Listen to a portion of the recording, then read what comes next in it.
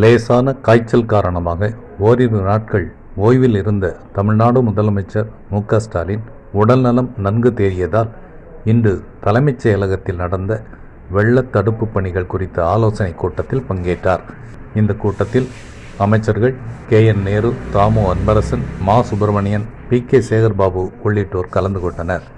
தலைமைச் செயலாளர் இறையன்பு உள்ளிட்ட அரசு உயர் அதிகாரிகளும் கலந்து கொண்டனர்.